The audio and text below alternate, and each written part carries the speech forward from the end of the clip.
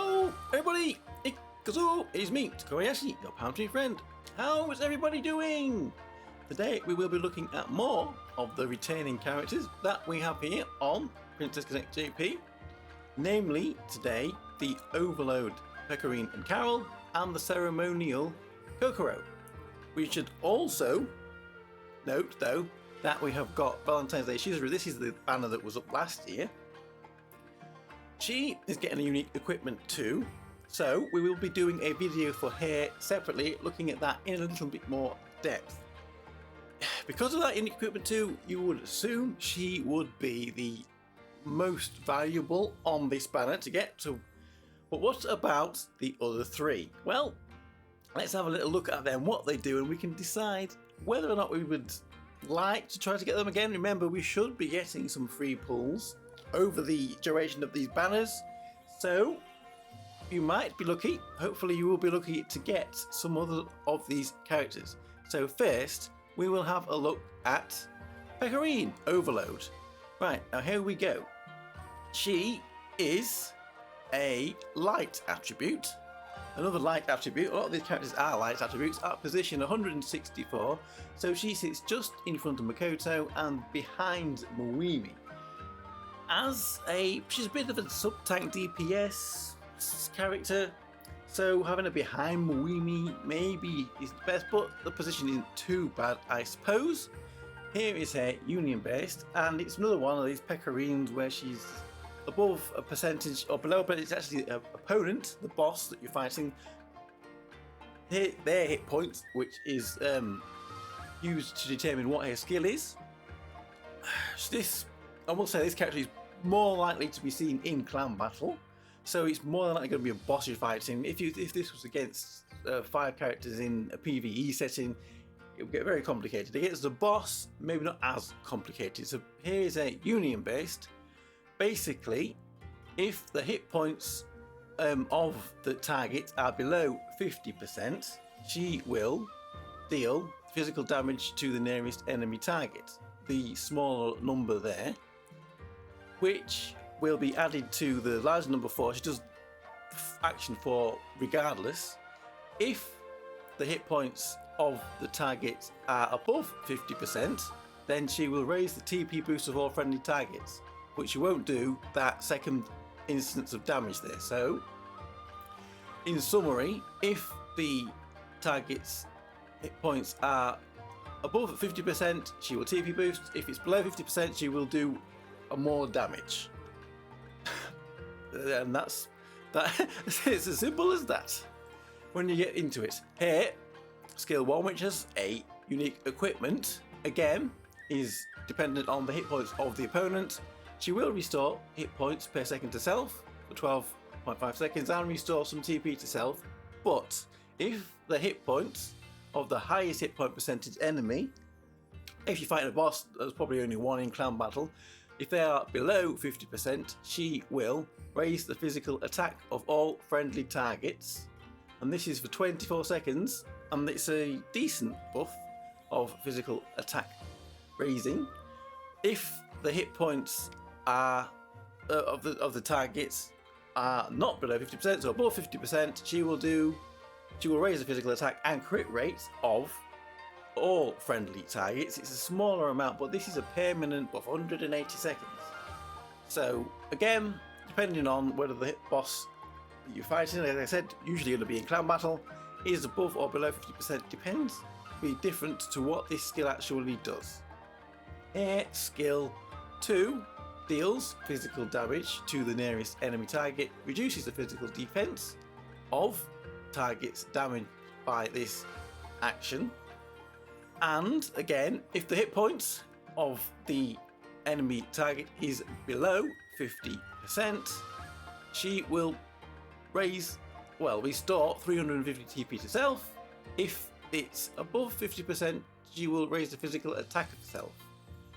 So, again, another one of these skills, if it's above 50%, she's raising the physical attack, but that kind of goes against the union base, I guess. But she will be getting TP if it's below, so she'll be union based in more, you would have thought. Anyway, this Pecorine, I would say out of the 3, that we're talking about today, the Kokkoro and the Karyl and the Pecorine, is probably the highest of the three to be aiming for. I did see a use in the last clan battle. There were a few teams that used hair that were an option, so if you had you could have maybe run those teams. But hopefully it will be free multis that will allow you to get her, and you're not going to be using any gems on this because there are characters coming up that are probably much higher value, especially if you're very low. If you only have got 1 or 2 pitches worth, then there is definitely other things coming up that you should be saving your gems for. Okay, we will move over now to Kokkoro, who has got the Ceremonial Kokkoro, who has got a Union Base like every other character has got. This one deals physical damage to the nearest enemy target, but if it crits, 5 times the damage. So that could be a decent amount of damage actually if this skill crits. She also raises her physical crit damage by 30% for 18 seconds. Her skill 1 again has a unique equipment, and this deals again, it looks like a little bit smaller amount of physical damage to the nearest enemy target, but this time 7 times the damage if it crits. She raises physical attack of self and the physical crit rate of self for 12 seconds. So within that 12 seconds she might be more likely to crit. This skill would probably be even stronger if she had a mechanic something like the student Suzuna, who has a permanent crit buff, crit chance buff to allies and herself. So building a team with this Kokkoro with other characters that will increase her crit rate, maybe she will actually start to cook and do a little bit of damage. Her skill 2 raises the physical attack of herself, raises the physical crit rate of herself again, but it's only for 12 seconds, it's not permanent, and restores some TP to self.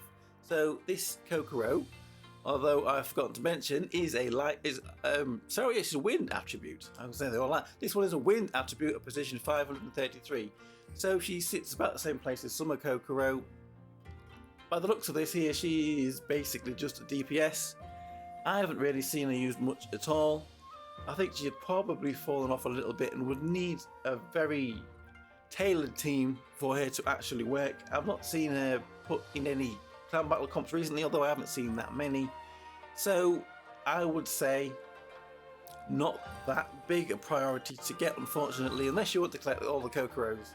So anyway, let me know what you think of this Ceremonial Kokkoro.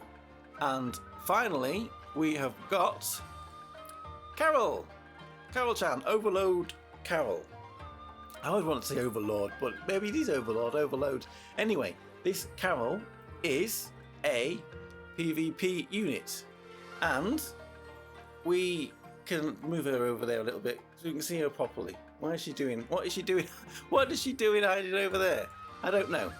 Karyl, come, don't be so shy. We're talking about you. We want to see what you can do. Right, what she can do though is very handy for PvP. She is definitely a good crowd control option for a PvP team, because here with her union base she deals magical damage to all targets. Targets that are hit with this magical damage have their TP boost changed to 0. She will also inflict fear on these targets, and if these targets will already had fear inflicted on them, then she will drain 196 TP, even more TP from them. So when a character is under the fear status, that means that they cannot gain any TP by doing actions. So just like, well, you think Kasumi is the TP drainer, the crowd control, but this Overload Karyl is also capable of doing that here by inflicting fear, draining TP boost, and she's also doing a bit of magical damage with it as well. So let's continue to her. Skill 1 again has a unique equipment which shifts focus to the nearest enemy target, deals magical damage to enemy targets within 300 range of their frontmost character. It's decentish magical damage, I believe. It also drains more TP, 180 TP from all of these damaged targets. And again, if any of these targets are suffering from fear, which she puts on a union burst, she will drain even further more TP from them. Another 180 TP. Skill 2, again just focused to the nearest enemy target, deals magical damage to enemy targets within 300 range of them again. Again, because the centre of this is on the frontmost enemy target, it could reach quite far back, 300 from a tank that's maybe at precision 150-ish perhaps, or maybe even further back. Some of these teams in PvP now have got someone like Kasumi up most at the front. So it will reach quite far back, and on top of that, it will paralyse targets damaged by this action for 2.5 seconds, so again making them completely immobile.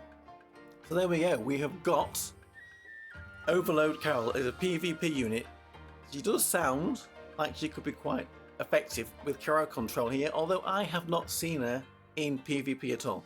Maybe the reason for that is the PvP, the tier that I'm in is mostly global refugees, and this will be the first dedicated banner, I believe, first chance for us to get here since the global version is shut down. So a lot of people probably don't even have her, which is why they're not using it.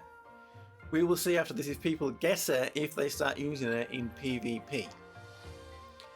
Although, I don't know if it is really that wise to be using gems at the moment to get her, unless again you are a big Karyl fan.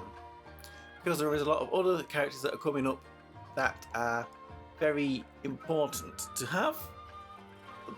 I mean, there's several Nennikas as we know.